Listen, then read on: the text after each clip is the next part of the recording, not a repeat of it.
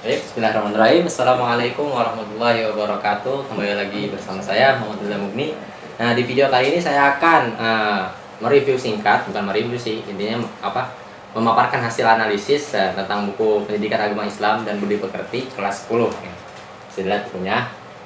Ya, ini yang dibuat oleh tim penulisnya ini Endi Suendi Zen MA, kemudian Dr. Haji Nelki Khairia, kemudian Dr. Andres Yusuf Hasan, kemudian Dr. Muhammad Sairozi, dan rekan-rekannya yang saya tidak bisa sebutkan. Oke, yang pertama-tama ini menurut saya yang sesuai dengan SKL ya, sesuai dengan SKL ya. Yang pertama itu yang berbentuk sikap, kemudian pengetahuan, keterampilan.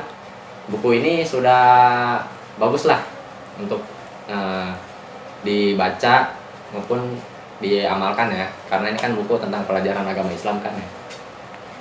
Cocok juga kan buat bukan mahasiswa, anak-anak zaman sekarang yang menjelang SMA kan, kelas 10 sampai ke atasnya. Ini cocok banget dijadikan sumber referensi ya. Kemudian sesuai dengan KI. Buku ini emang sudah sesuai dengan KI. Kalian bisa lihat di PDF tentang buku ini nih. Buat guru khususnya pasti udah sesuai banget. Yang pertama ini kasat dengan sikap spiritual, sosial, pengetahuan, keterampilan, itu udah lengkap banget ya, udah sesuai banget ya, seperti menghayati buku-buku ini kan. Terus kemudian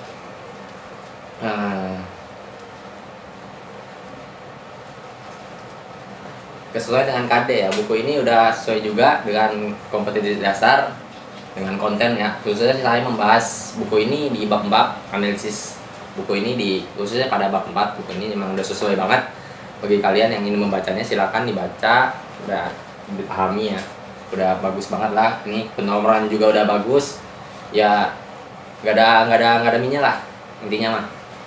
Kemudian sesuai dengan topik, buku ini emang udah sesuai banget ya dengan topik yang saya bahas, sesuai di bab 4 yang berjudul Al-Quran dan Hadis adalah pedoman hidupku. Kalian bisa baca sendiri ya, yang seperti saya bilang tadi ya, setelah diamalkan juga ya. Buku ini emang udah bagus banget lah. Kemudian kesulitan yang kecukupan materi, kedalaman materi, serta keluasan materi dan keakuratannya. Ini materi sudah bagus lah, tidak ada kekurangan sedikit pun ya. Sudah bisa dijadikan pedoman buat kita, buat referensi kita untuk belajar agama ya di dalam buku ini.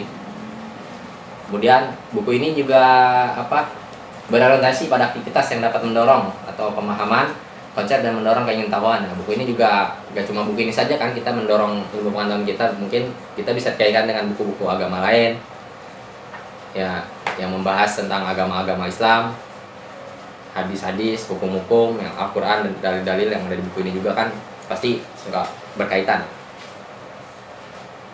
Kemudian kemutakhiran dan aktualitas otomatis ini sudah bagus, tidak mempertentangkan syarat, tidak bernuansa pornografi ya. Pastilah, namanya juga buku pendidikan. Buku ini tidak buku ini tidak pasti mungkin naruh konten-konten yang vulgar kan. Masa buku pendidikan begini bisa begitu amat sih ya, kita tahu sendiri. Kemudian materi pendukung, ketertarikan fitur, contoh dan rujukan kontekstual. Ini buku ini udah cukup banget. Hanya saja ya, ini harus dikembangkan lagi. Seperti kita menggunakan gak cuma buku saja lah, media teknologi lainnya seperti apa, kita sering mengupload tentang pelajaran agama Islam juga. Ini bisa membantu ya buku ini untuk terus berkembang.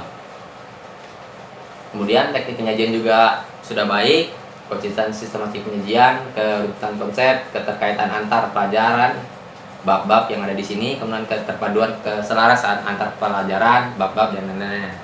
Nah, ini sangat direkomendasikan lah, udah bagus banget pokoknya buku ini. Kemudian saran saya sih agar bisa dioptimalisasi lagi ya ini penyajiannya, biar lebih baik ke depannya.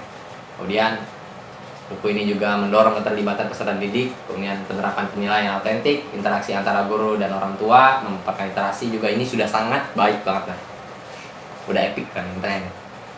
Ini kerangka penyajian juga mengantar pendahuluan konsep juga udah baik. Cuman ini kalau bisa kasih mengantar ya dari Kemendikbud sebagai rujukan ya buat kalian yang ingin belajar agama Islam.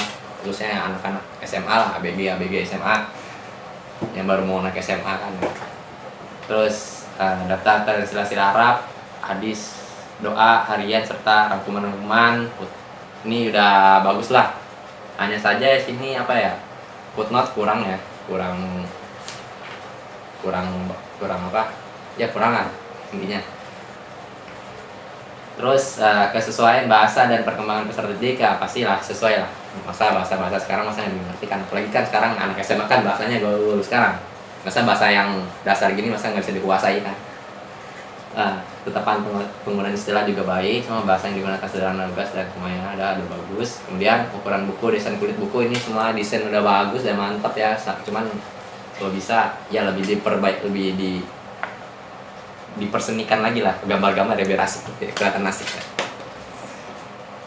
Kemudian tentang letak unsur semua, tipografi, ilustrasi dan kata letak, kemudian materi juga udah cukup baik. Ya, udah mungkin itu aja. Jadi buku ini sangat direkomendasikan ya bagi saya ya, karena sudah mengerti beberapa hal, komponen dasar mengenai agama Islam, khususnya yang bab saya yang pernah analisis ini, khususnya bab 4 juga udah bagus. Saran saya agar dapat diperbaharui ke depannya, agar bisa berkembang ya. Buku ini bisa terus dipakai. Ya, mungkin ini saja ya. Saya kasih penilaian dengan tulisan buku ini, yaitu ya baiklah, cukup baik. Saya beri nilai A karena hasil analisis yang tepat, tindakan psikologis dan bisa dilaksanakan, bisa digunakan dengan baik ke depannya. Oke, mungkin itu saja dari saya. Kurang lebihnya mohon maaf. Billahi taufiq wal hidayah. Assalamualaikum warahmatullahi wabarakatuh.